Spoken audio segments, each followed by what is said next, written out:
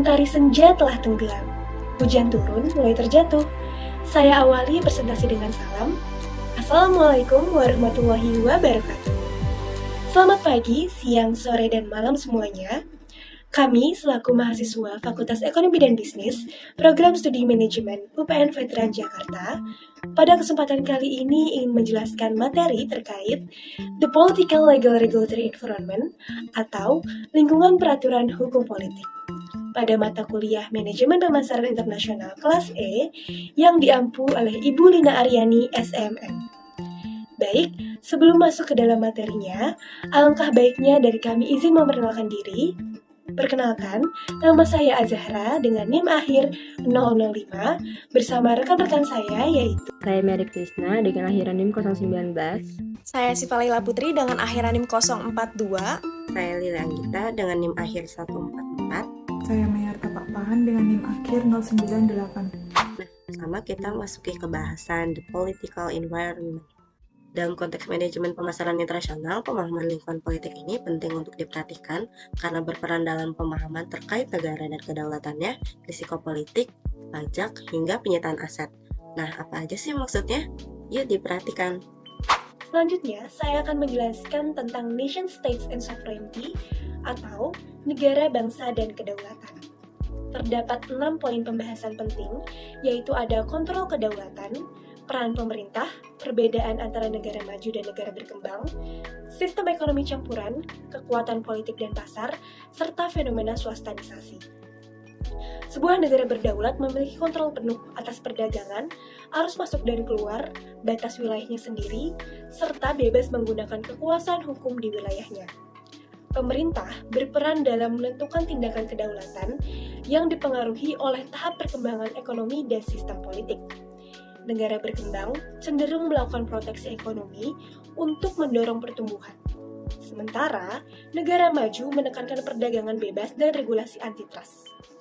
Mayoritas ekonomi di dunia menggabungkan elemen sistem pemerintah dan juga pasar. Dengan kekuatan politik sering mengutamakan perintah. Di negara kapitalis, kekuatan politik kadang menjadi hambatan bagi pasar.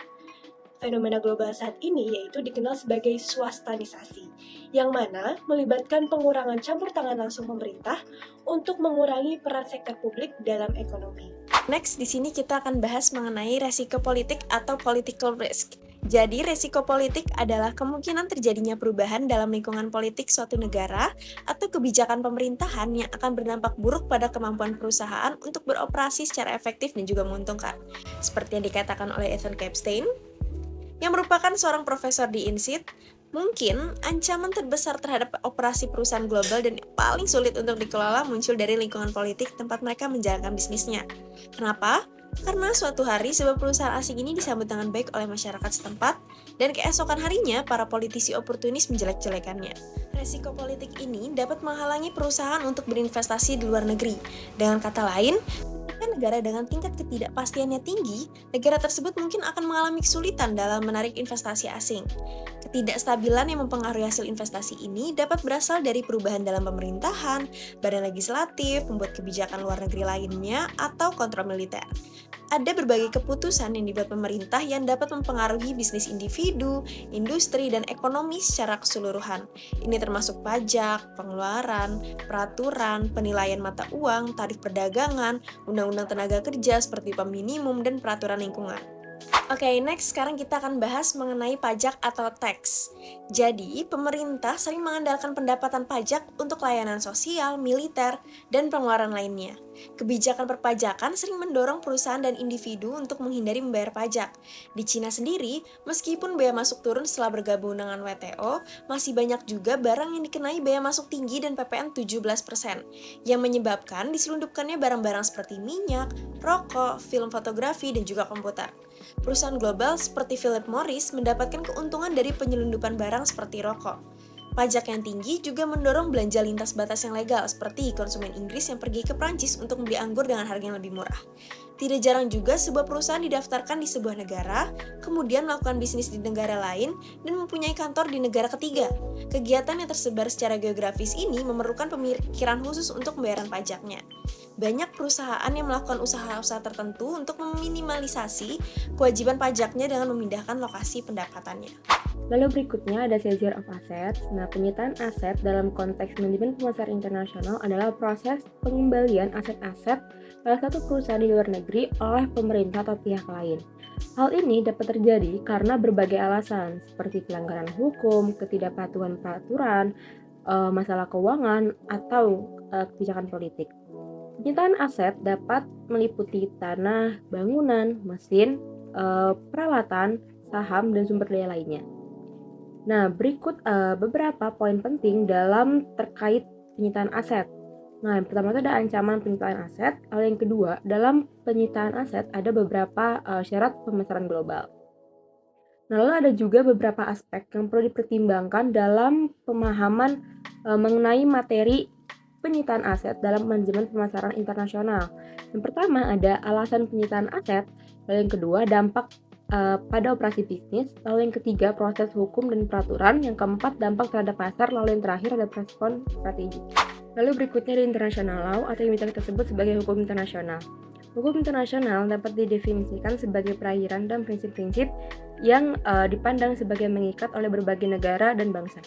Ada dua kategori hukum internasional, yaitu hukum publik atau hukum internasional dan hukum perdagangan internasional. Hukum internasional menyangkut bidang perdagangan dan bidang lain yang secara tradisional berada di bawah yurisdiksi dari masing-masing bangsa. Hukum internasional masih tetap mempunyai fungsi penegak peraturan, meskipun dalam pengertian yang lebih luas ketimbang masalah-masalah yang dihadapi yang timbul akibat peperangan. Selanjutnya, saya akan menjelaskan mengenai common law versus civil law.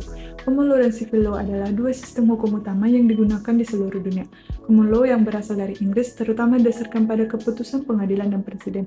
Negara-negara seperti Amerika Serikat, Kanada, dan Australia menganut sistem ini. Karakteristik utama dari common law adalah fleksibilitasnya. Hukum dapat berubah dan berkembang seiring dengan keputusan baru yang dibuat oleh hakim. Sebaliknya, civil law yang berakal dari hukum Romawi sangat bergantung pada kode hukum dan undang-undang yang telah ditetapkan.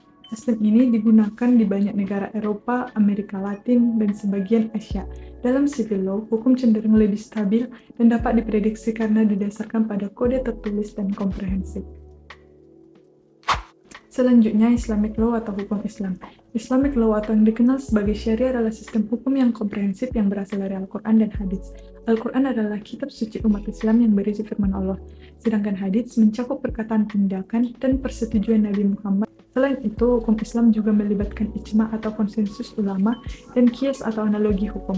Hukum Islam mengatur berbagai aspek kehidupan, baik spiritual maupun temporal. Sifatnya yang komprehensif menjadikan hukum ini relevan dalam berbagai konteks kehidupan melalui proses ijtihad. Hukum Islam dapat berkembang dan beradaptasi dengan perubahan zaman, memastikan bahwa prinsip-prinsip keadilan dan kesejahteraan masyarakat tetap terjaga. Oke, sekarang kita akan masuk ke materi selanjutnya, yaitu mengenai sidestepping legal problems, important business issues. Jadi, seperti yang kita ketahui bahwa lingkungan global sangatlah dinamis dan juga kompleks. Dan cara terbaik adalah dengan meminta bantuan kepada pakar hukum. Pemasar yang cerdik dan proaktif dapat berbuat banyak untuk mencegah situasi yang dapat menimbulkan konflik, khususnya isu yang menyangkut yurisdiksi, paten dan merek dagang, antitrust, perizinan dan rahasia dagang, serta penyuapan dan juga korupsi yang akan dibahas oleh rekan-rekan saya selanjutnya. Yurisdiksi adalah satu undang-undang atau peraturan yang didirikan oleh hukum yang berlaku di wilayah itu sendiri. Yurisdiksi penting digunakan dalam memasarkan produk melalui global. Karena yurisdiksi ini mencangkup wewenang dari pengadilan untuk menentukan jenis masalah yang ada di luar suatu negara dalam menjalankan bisnis. Nah, dalam konteks pemasaran internasional, perusahaan harus memahami yurisdiksi di negara target. Nah, beberapa alasan mengapa ini penting. Yang pertama itu ada peraturan bisnis, yang kedua itu perlindungan konsumen, lalu yang ketiga itu hak kekayaan intelektual. Nah, strategi dalam menghadapi jurisdiction, perusahaan harus melakukan beberapa cara. Yang pertama itu studi kasus, yang kedua itu konsultasi hukum, lalu yang ketiga ada kepatuhan. Intellectual property rights adalah hak atas kekayaan intelektual atau yang biasa disebut haki. Nah, dalam ilmu hukum, haki itu termasuk bagian dari golongan hukum harta kekayaan, khususnya hukum benda yang memiliki objek benda intelektual, yang itu benda yang tidak berwujud. Di pembahasan haki kali ini, kita akan fokus di 3 hal. Yang pertama ini di paten, kemudian yang kedua di trademarks, dan yang terakhir di copyrights. Berdasarkan pasal berikut, paten adalah hak eksklusif yang diberikan negara kepada inventor atas hasil invensinya di bidang teknologi untuk jangka waktu tertentu melaksanakannya sendiri invensi tersebut, atau bisa juga memberikan persetujuan kepada pihak lain untuk melaksanakannya. Berdasarkan pasal berikut, hak atas merek ini merupakan hak eksklusif yang diberikan oleh negara kepada pemilik merek yang terdaftar untuk jangka waktu tertentu dengan menggunakan sendiri merek tersebut atau memberikan izin kepada pihak lain untuk menggunakannya. Nah, kalau untuk merek dagang itu merupakan merek yang digunakan pada barang yang diperdagangkan oleh seseorang atau beberapa orang secara bersamaan atau badan hukum untuk membedakannya itu dengan barang sejenisnya.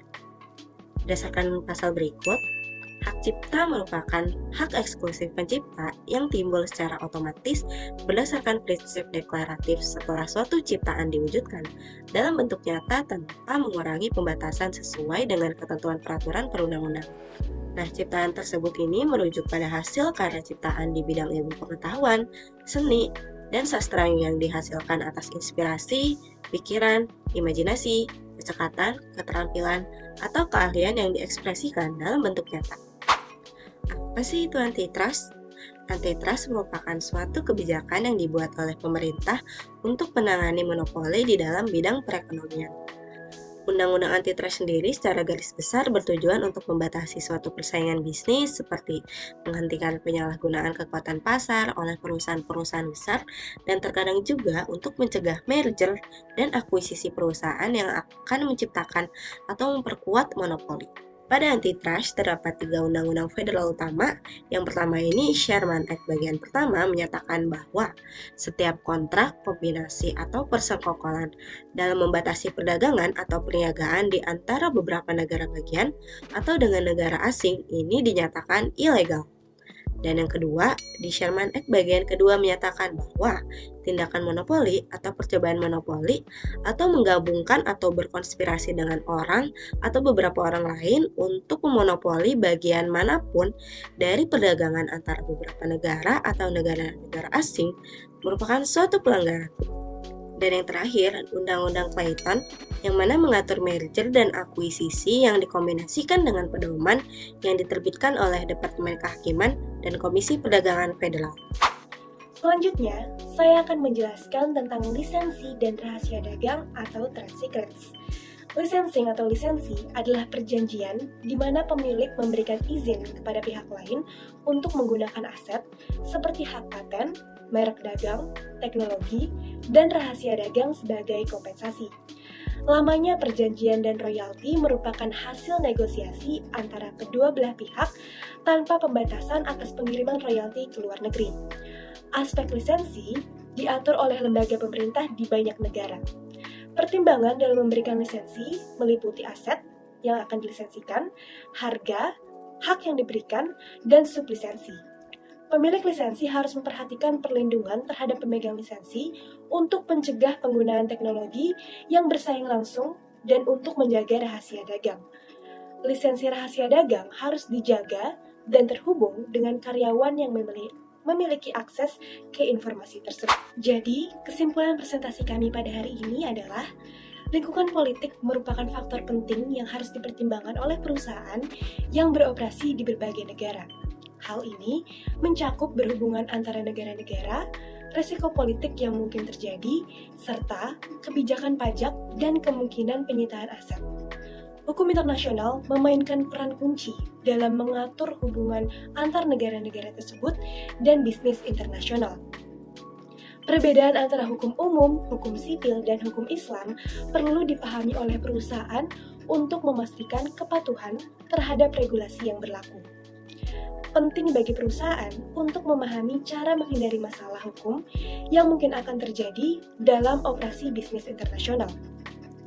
Ini termasuk memahami yurisdiksi yang berlaku, melindungi kekayaan intelektual, mematuhi regulasi antitrust, serta mengelola lisensi dan rahasia dagang, dan juga menavigasi isu suap dan korupsi dengan memperhatikan aspek hukum dan etika.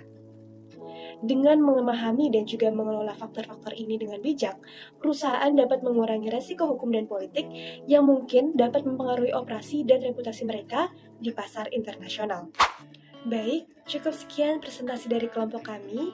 Kurang lebihnya mohon maaf. Terima kasih sudah memperhatikan dan menonton sampai akhir. Anak ayam di dalam kerami, pasang bohlam, lampunya jatuh. Sekian presentasi dari kelompok kami. Wassalamualaikum warahmatullahi wabarakatuh.